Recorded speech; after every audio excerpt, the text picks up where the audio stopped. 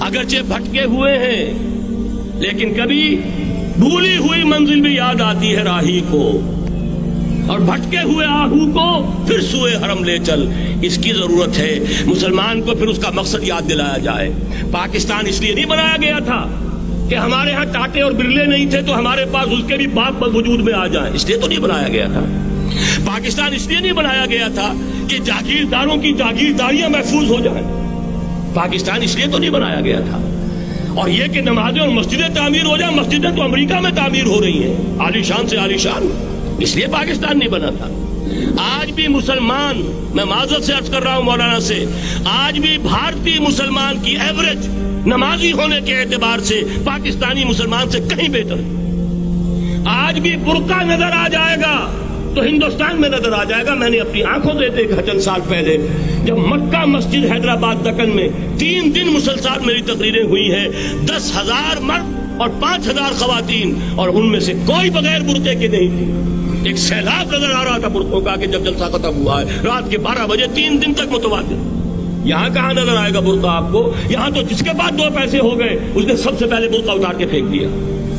معلوم اچھی طرح سمجھ لیجئے یہ چیزیں تو وہاں زیادہ ہیں یہاں کی نسبت۔ اصل ضرورت تھی کہ یہاں اس نظام کو قائم کیا جائے، وہ نظام عدل اجتماعی، وہ جس میں حریت ہو، جس میں عام آدمی بھی خلیفہ وقت کو ٹوک سکے۔ یہ کرتا کیسے بن گیا؟ ایک خاتون بھی کھڑی ہو کر دامن پکڑ لے، عمر تمہیں کیا حق ہے کہ ہمارے مہر کے اوپر پابندی لگا رہے ہو، جبکہ اللہ نے نہیں لگائی۔ اللہ قرآن میں قنطارہ کا لفظ استعمال کر رہا ہے۔ ڈھیروں سونا دے دے کوئی شخص اپنی بیوی کو مہر کے اندر، طلاق دیتے وقت اس میں سے کچھ نہیں لے سکتا۔ آپ کون ہوتے ہمارے حق کے اوپر پابندی لگانے والے؟ اور عمر نے کہا آج ایک بڑھیا نے وہ اب عمر کو دین سکھایا، آرڈیننس واپس۔ حضرت سعد بن ابی وقاص رضی اللہ تعالی عنہ جو فاتح ایران تھے، وہ گورنر ایسے ہی نہیں بن گئے تھے ریوڑیاں بٹی ہو اور گورنر ہی مل گئی ہو، وہ تو خود فاتح تھے ایران کے، اس لیے گورنر تھے۔ صرف ایک پرچہ پہنچا ہے بارگاہ خلافت میں، حضرت عمر فاروق کے پاس انفارمیشن آئی سعد نے اپنے گھر کے باہر ڈیوڑی بنا لی ہے اور ایک دربان کھڑا کر دیا ہے۔ حضرت بلال کو بھیجا ہے رقعہ دے کر، اور یہ حکم تھا کہ بلال پہلے تو جاتے ہی ڈیوڑی میں آگ لگا دینا، پھر یہ رقعہ دینا میرا۔ اور رقعے میں لکھا ہوا تھا اے سعد، لوگوں کو ان کی ماں انہیں آزاد جانا تھا، تم نے انہیں اپنا غلام کب سے بنا لیا ہے؟ یہ دربان کھڑے کر دیا اپنے آگے۔ وہ حریت، وہ مساوات کہ جا رہا ہو خلیفہ وقت اور چارج لینے جا رہا ہے بیت المقدس کا، کوئی ذاتی علاج کے لیے نہیں جا رہا، سیر و سیاحت کے لیے نہیں جا رہا، چارج لینے کے لیے بالکل سرکاری وزٹ ہے، آفیشل وزٹ ہے، اسٹیٹ وزٹ ہے۔ اور حال کیا ہے؟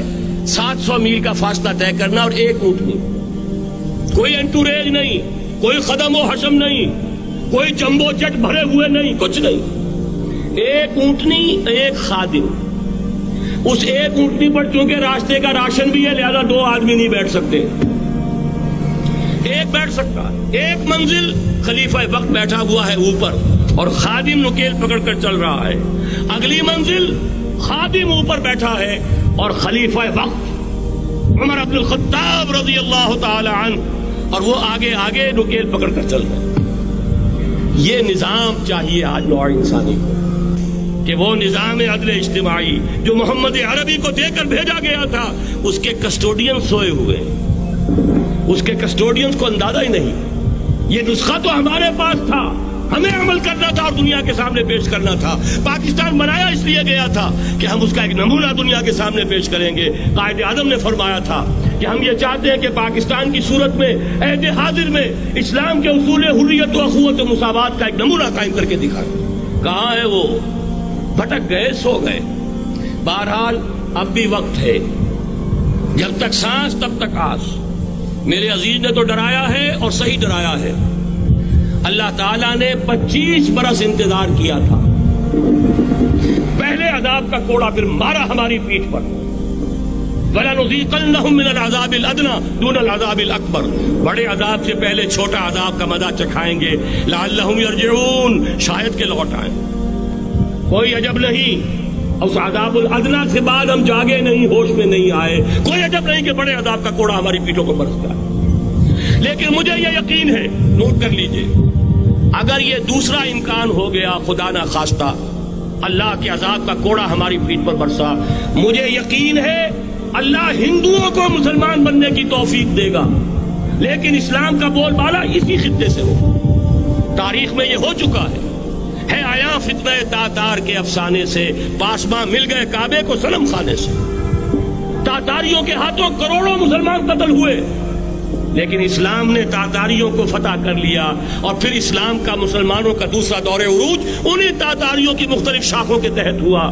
وہ تاتاری ہی تو تھے، وہ سارے ہورس، ٹرکش ہورس، ترکان تیموری، ترکان صفوی، ترکان سلجوقی، ترکان عثمانی، وہی تو سٹاک تو وہی ہے آیا فتنہ تاتار کے افسانے سے، پاسباں مل گئے کعبے کو صنم خانے سے، اس لیے کہ حضور نے فرمایا مشرق سے ہوگا، جہاں سے فوجیں چلیں گی، تو کوئی عجب نہیں۔ بہرحال یہ دو امکانات ہیں، لیکن اس کا فیصلہ تیرے ہاتھوں میں ہے، دل یا بدن، سیدھی سیدھی بات۔ اگر تو اب بھی ہم ٹھیک ہو جائے، جاگ جائے، ہوش میں آ جائے، قوم یونس کی طرح توبہ کر لے، تو بغیر عذاب کے کوڑے کے رحمت خداوندی ہم پر سایہ کرے گی۔